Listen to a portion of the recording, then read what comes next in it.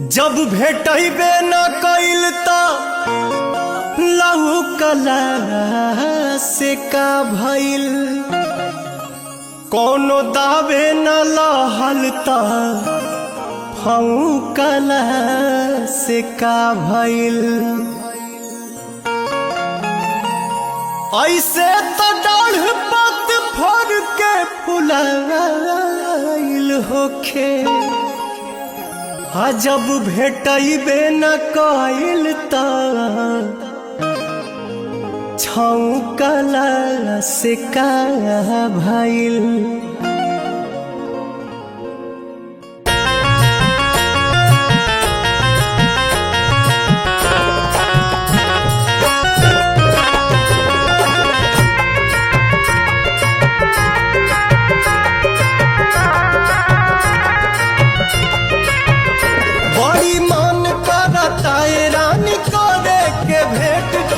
College सवेर तोहर करब हम वेट,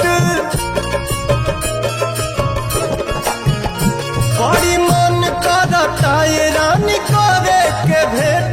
अइहा कॉलेज सवेर तोहर करब हम वेट,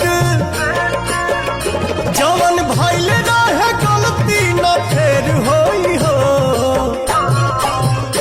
मुहवा ओढ़नी से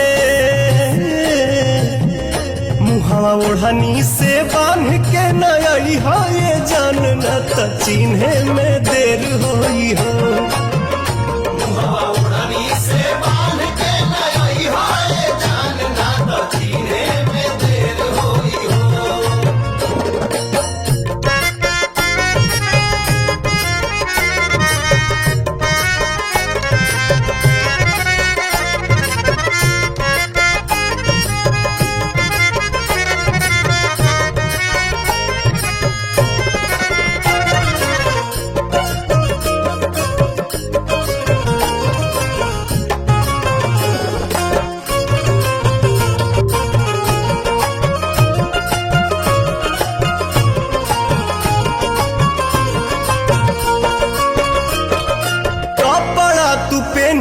चटक पियर रंग के हथवा में ले ली हम मोबाइल सैमसंग के।